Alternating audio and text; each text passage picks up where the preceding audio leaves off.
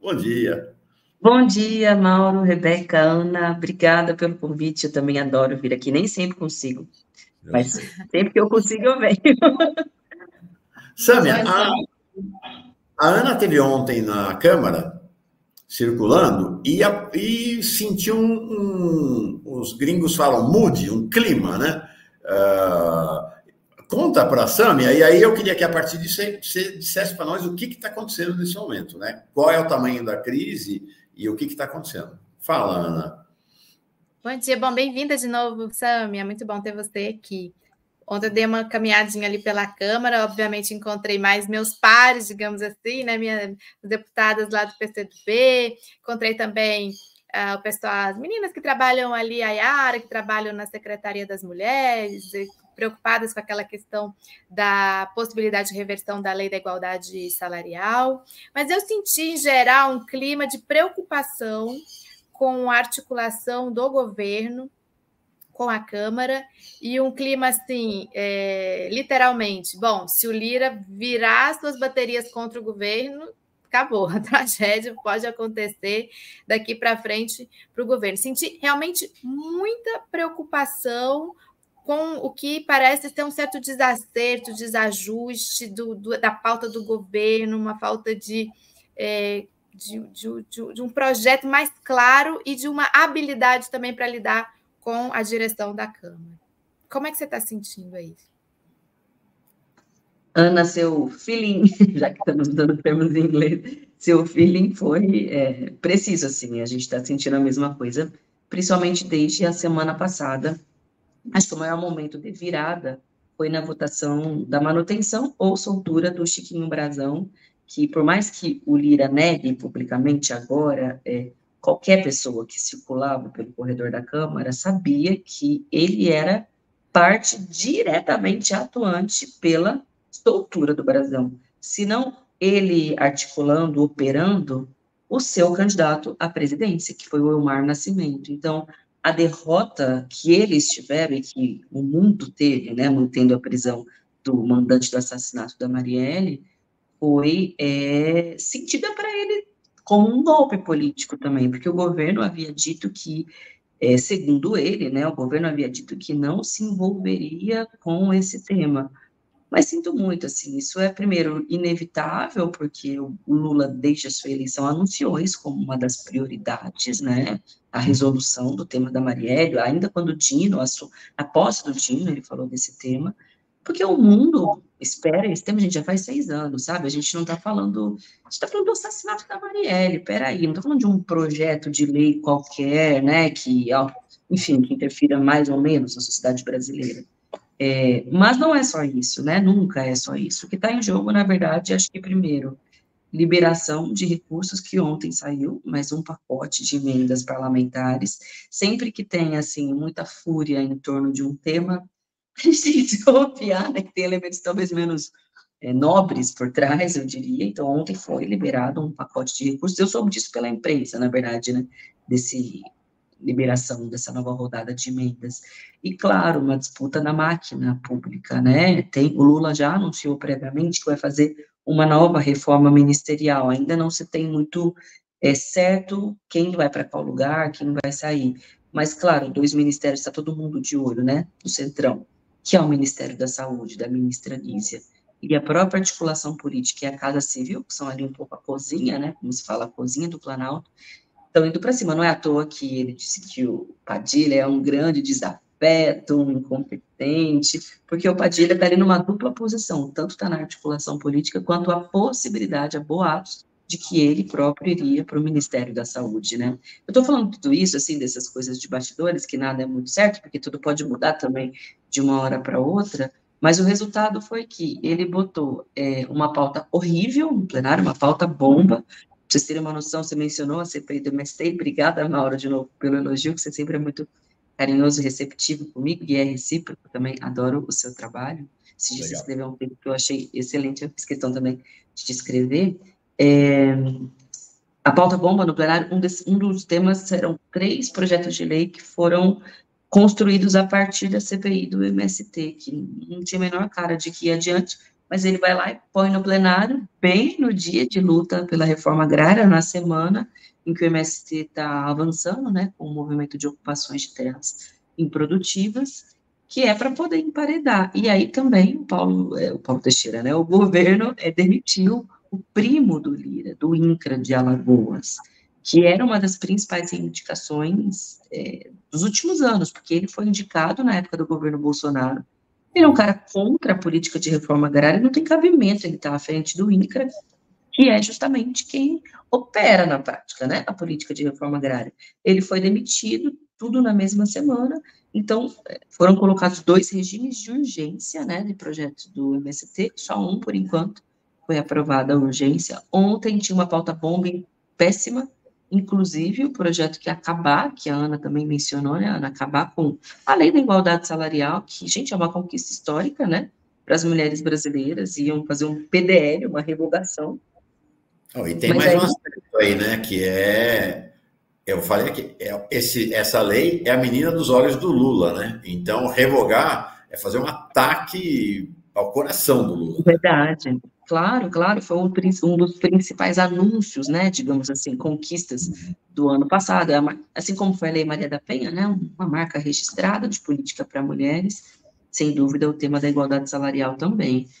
E, bom, na hora do vamos ver, a pauta do plenário não foi adiante, essa pauta mais tensa, foram só projetos mais consensuais, na medida do possível, e coincidiu depois com a notícia que eu li de que havia tido essa liberação de recursos para emendas parlamentares. Então, assim, para resumo da ópera, ali se trabalha com uma base na chantagem mais nojenta, absurda, despudorada. No dia da votação do tema lá do Brasão, a gente pensou, não é possível que estão fazendo desse tema uma chantagem, uma moeda de troca. Sim, é possível, não tem pudor, não tem moral, é outra régua, né, que as pessoas ali trabalham, principalmente o Arthur Lira, não tem a ver com esses temas com os quais a gente nos preocupa, sabe? É grana, é poder, é cargo, em ano eleitoral isso conta ainda mais, imagina a diferença que faz essa liberação de emendas parlamentares em ano eleitoral, né, para quem, principalmente, e que não é demonizando a chegada de recursos nos municípios, cidades, que isso tem a sua importância. Eu estou falando de ser utilizado como plataforma política em ano eleitoral, né, municipal. É esse o centro da questão. E a desigualdade, e esses recursos chegarem com base na chantagem. Isso é podre, é nojento, mas é isso, é o Congresso Nacional operando na sua máxima potência, né, sob o comando de Lira, claro. Sâmia, eu ando bastante preocupado com o bolsonarismo e a extrema-direita brasileira. Por quê? Eles que estavam numa relativa defensiva durante, né, esse processo todo de investigações e ações do STF, passaram claramente a ofensiva depois da manifestação em São Paulo, né? Eles tomaram a iniciativa. Ontem fiquei assistindo a sessão da Câmara, porque tinha porque acabou, né? Não tem mais previsibilidade, não tem pauta, nada. O Lira faz na cabeça dele, né? Das articulações dele. Ele sai do gabinete dele, senta lá e bota o negócio em votação, né? O negócio virou uma loucura. Isso nunca existiu no Congresso. E aí falei, bom, vamos ver se vai botar o projeto aí para acabar com a igualdade salarial. Não acabou, aí fiquei ouvindo. E só teve discurso ontem, né? Acabou não sendo votado nada na Câmara. A agressividade dos bolsonaristas e a quantidade de bolsonaristas que sobem na tribuna para falar, e a gente vê como é que é nas comissões da Câmara, nas comissões do Senado, é muito impressionante. E agora tem essa manifestação domingo deles, né? E conquistaram esse aliado de peso, que é o Elon Musk. Como é que você vê esse cenário da luta contra a extrema-direita aqui no Brasil? Mauro, eu tenho uma leitura semelhante à sua, assim. Ano passado, eu acho que eles estavam se recuperando dos escombros do processo eleitoral, do escândalo que foi a tentativa frustrada de golpe de Estado, né, do 8 de janeiro. Eles estavam socialmente, assim, isolados, ainda que tenham tido muitos votos, mas tinham ainda uma vergonha, né, diante do que tinha acontecido. Eu concordo contigo que a virada foi a manifestação na Avenida Paulista, que deu uma demonstração de força para o Bolsonaro, que eu vejo que também serviu como um primeiro palanque para as candidaturas prioritárias que ele vai ter em capitais. Aquela foi a Ricardo Nunes. Também não é coincidência que desde aquele ato, daquela manifestação, o Nunes vem crescendo nas pesquisas, ou seja, agora o peso do bolsonarismo está ali direto, e, enfim, esse é o cenário do país. Não à toa também anunciam que vão fazer um no Rio de Janeiro, com o candidato deles, né, que é o Ramagem, enfim, vão repetir. Mas, concretamente, na política, na pauta, né, do Congresso Nacional, essa PEC das drogas absurda, um crime, assim, principalmente contra o povo preto, o povo pobre no Brasil, que a gente sabe quem vai ser a principal vítima, né, dessa lógica de que tudo é crime, e é isso, para o usuário branco da classe média do bairro nobre, nunca vai ser crime, nunca, nunca vai ser crime. A gente sabe para que serve, né, uma lógica do hiperencarceramento, etc. Mas se foi aprovada no Senado, que por incrível que pareça, costuma ser mais razoável do que a Câmara, na Câmara vai passar que nem água, assim, não tenho a menor dúvida. No Senado, Sônia, 53 a 9. Que é o populismo federal deles, né, essa aprovação. E é o Pacheco embarcando também nessa linha da extrema-direita por pretensões eleitorais também, porque acho que ele calculou ali o que valeria mais a pena para ele, individualmente, né, de acordo com o cenário de Minas. E agora o Lira também anunciou mais 5 CPIs, ameaçou por enquanto, e uma delas é contra o Supremo, que aí não é um apego, né, à instituição Supremo Tribunal Federal, longe de mim, mas tem a ver, nesse momento, evidentemente, com um instrumento que está barrando os roubos autoritários, principalmente o ministro Alexandre de Moraes, que foi o relator do caso Marielle, das fake news do 8 de janeiro, ou seja, está concentrando tudo na figura dele, né, por causa das circunstâncias ali do Supremo, e é um dos principais nomes inimigos do bolsonarismo, porque é quem está, de algum modo, né, lutando pelas liberdades democráticas no Brasil, ainda que, enfim, politicamente, né, seja outra coisa daquilo que a gente almeja. Então, de fato, eles não estão mortos, não estão fracos, estão vindo com tudo, como se diz, sangue nos olhos das eleições municipais, e o Lira agora está fazendo muita política para eles, né, garantindo o avanço das pautas e dessas CPIs, dessa chantagem toda. Então, é um momento crítico mesmo, né, Mauro? Não é um mar de rosas, a gente não está... Não é como diz, não é porque ganhou a eleição que está tudo resolvido, pelo contrário mesmo, assim, a eleição foi só um primeiro passo, né? Sâmia, vamos falar de Glauber. Glauber Braga é seu esposo, né? Ele foi provocado por um provocador profissional do MBL, já vi esse cara em vários lugares, pelo que eu vi, ele já provocou o Glauber em 12 situações distintas, é um negócio infernal mesmo que eles fazem, o cara vai provocando, vai outro filmando, e é um negócio. E dessa vez o Glauber perdeu a paciência, expulsou ele ali da Câmara e ainda expulsou com um chute na bunda. Está tendo uma repercussão muito grande disso. A extrema-direita e os liristas, que morrem de raiva do Glauber, né, porque o Glauber enfrenta todos eles, estão querendo caçar. Como é que você vê? Primeiro, como é que você olha para isso que aconteceu? E segundo, como é que você prevê eventuais consequências? Mauro, de fato, é reiterada a provocação, enfim, a estupidez desse cara com o Glauber, e é uma estupidez muito baixa, porque ele sempre fala da mãe do Glauber, que eu não sei se todos sabem, ele não fala muito disso publicamente, mas é uma mulher idosa com Alzheimer e que não tem nem condição de se defender, entendeu? Que, obviamente, a gente vai defendê-la, né, por ela, claro. Mas, assim, quando você coloca esse tema, né, no meio ali de uma provocação política, qualquer um, sabe, fica nervoso, e ele já... provocou, já ameaçou, inclusive, a mãe de um colega, de um assessor do Glauber, dizendo que sabia onde ela morava, que era para ele ficar esperto. E quando isso aconteceu, foi lá no Rio de Janeiro, eles registraram um boletim de ocorrência, e foi nessa ocasião que eles descobriram que o cara já tinha uma ficha significativa, dentre outras coisas, acusação de violência doméstica.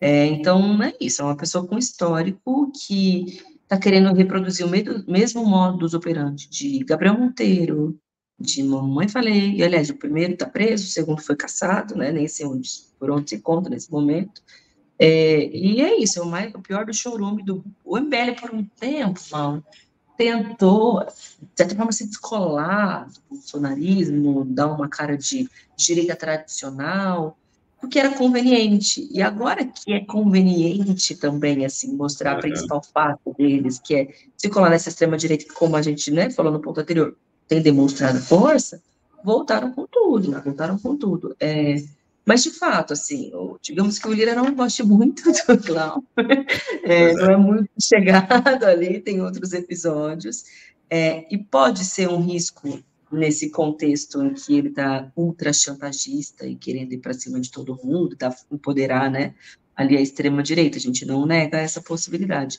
Talvez, Mauro, menos pelo episódio com o Stanaro, e mais pelo episódio com o Kim, que não teve nada demais, tem vídeo do começo ao fim. O Kim também chegou lá para provocar, para defender o militante dele, mas estava ali com uma postura bem escrotinha, assim, bem provocador. Mas vão querer fazer dali um fato, eu não tenho a menor dúvida, o PL já anunciou que vai entrar no Conselho de Ética, talvez o Kim não tenha conseguido dentro do União Brasil, porque é o partido, né, que precisa entrar. Tipo assim, não vou me meter nessa confusão, mas no PL ele consegue guarida para isso. Engraçado, né? Porque o PL não tem problema uma deputada candidata sair correndo com uma arma em punho contra um homem negro no centro de São Paulo. Agora, você reagir a um nazista dentro do Congresso Nacional, aí é motivo de cassação, aparentemente, para eles.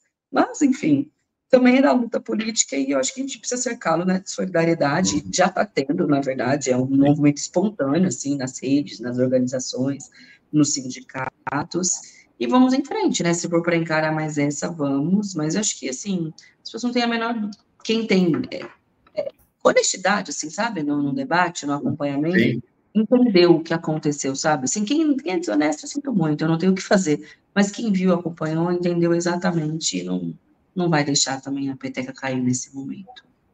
Tá. Rebeca. Ana, você quer comentar alguma coisa sobre esse caso? Sobre o golpe? Não, eu quero me despedir rapidinho. Sami, eu vou ter que sair antes, desculpa, eu tenho que ir para o Fórum Global, nós vamos falar do Lula lá na Colômbia. Obrigada por você ter vindo, até a próxima, boa luta. Tchau. Até amanhã, Ana. Beijo, Ana. Sâmia, vamos falar um pouco de São Paulo, então, né? Você citou essa questão da crescente do Ricardo Nunes, depois desse ato aqui na Avenida Paulista, o ato do bolsonarista. Como você está vendo o cenário agora, né? Gente, começando aí já a pré-campanha, como que o Boulos está, como o pessoal está, e como você vê os outros candidatos também nesse cenário? Olha, Rebeca, primeiro sobre os outros candidatos, né? Eu acho que tanto as candidaturas do Kim, da Tabata, Pablo Marçal, eu nem vi que esse homem existe, né? Vi que estava ali também na última pesquisa, acho que ele tipo um coach, um negócio assim. Eu acho que são, num cenário como esse, cenário com pouca condição, né, de ir para o segundo turno, de ter força, expressão, porque ele está muito, todo mundo sabia, né, muito polarizado em torno dos candidatos, do Bolsonaro e do Lula, Boulos, né, aliás, contrário, Ricardo Nunes e Boulos. E quem tem a máquina na mão, que é o caso do Nunes, ainda mais com tanta grana, mais de 20 bi em caixa, tem o apoio do Tarcísio, governador, que, por incrível que pareça, tem uma boa aprovação no estado de São Paulo. Eu não peguei o dado específico do município, né, da capital, mas no estado tem uma boa aprovação. É uma disputa difícil. Acho que o pior erro da campanha, da nossa campanha, né, da campanha do Boulos, seria chegar, como se diz, de salto alto, né, ou de nariz empinado, falar, não, tá ganho, porque foi o deputado mais votado do estado, dos mais votados da história do país, porque o Lula tá com a gente, vai dar tudo certo. Não, no frigir dos ovos, a máquina também faz toda a diferença, ainda mais numa cidade com a dimensão de São Paulo, assim, tem milhões de microcidades internas, e todo esse tema, esse escândalo das linhas de ônibus, né, do crime organizado, etc., mostra também que há regiões e lugares controlados, mas não se existe, né, é difícil fazer campanha, você tem um poder local também, que não é tão simples. A gente fala muito do Rio de Janeiro, mas de alguns aspectos também funciona em São Paulo. Então, é esse o cenário, é um cenário desafiador, não é um cenário simples, mas nunca foi um cenário tão bom, é isso que eu quero dizer ao mesmo tempo, assim, justamente porque o Ricardo Nunes é mais do que péssimo, é um negócio, assim, apavoroso, é terrível, todas as áreas da cidade são terríveis, é um cara que depende muito de outros cabos eleitorais, que são o Tarcísio e o próprio Bolsonaro, né, para colocar essa militância mais orgânica em movimento. Ele tem a máquina na mão dele, mas é a única coisa que fala bem dele de tudo, assim, a máquina, a obra, essa coisa malufista, né, que a gente conhece. E, por outro lado, além do Lula ter ganhado na capital, o Haddad ter ganhado, o Boulos ter sido, né, o mais votado na capital, tem um sentimento, né, de mudança, de que a cidade está muito ruim, e isso conta ao nosso favor. Então, é guerra mesmo, assim, daqui até a eleição, acho que vai ser muito, muito imprevisível mesmo, porque vai ser disputadíssimo, eu vejo. Você trouxe uma questão interessante, que é, a gente fica lá, o Rio, as milícias, na Câmara, na Assembleia, no TCE, infiltrados no Estado e tal, e essa semana nós fomos apresentados a notícia de que em São Paulo está começando o mesmo processo, não com milícias, mas com o PCC, né? Eles controlam, né, eles têm vereadores, eles controlam licitações em várias prefeituras, um processo semelhante ao que acontece no Rio de Janeiro. É claro que no Rio está mais avançado, começou há mais tempo, mas em São Paulo está rolando. Para encerrar, queria ainda sobre a eleição te fazer uma pergunta. Me parece que a estratégia, tanto do Kim quanto da Tabata, não é bater prioritariamente no prefeito, o que seria de se esperar, né? O cara é o prefeito, é quem está lá.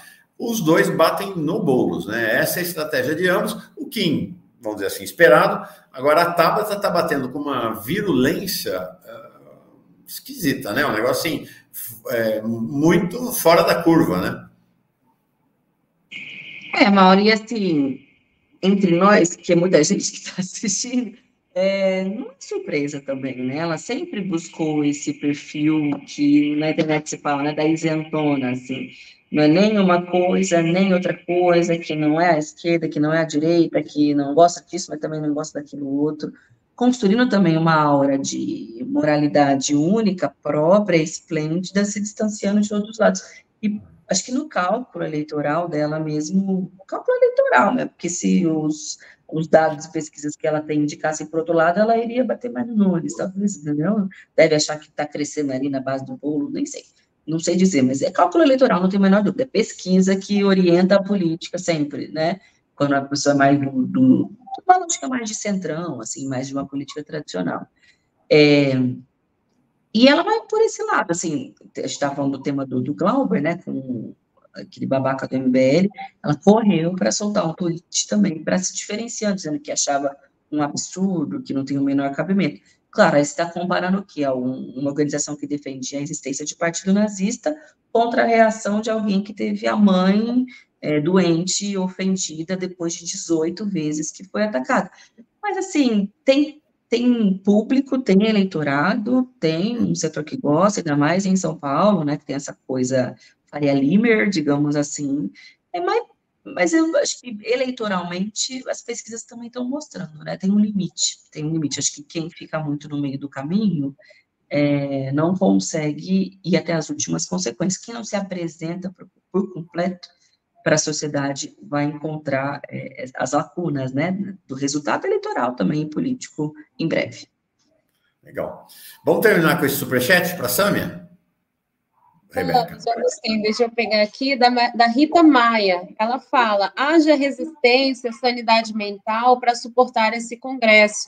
Boa sorte, companheira Sâmia. O nosso desejo aqui também, a gente te agradece, somos seus fãs, você sabe disso, Sâmia. Volte sempre aqui para conversar com a gente, viu? Muita força nessa luta. Obrigado, obrigada, Rebeca. Para vocês também, obrigada, Mauro. Contem comigo. Beijão, tudo de bom. Beijão. Obrigada.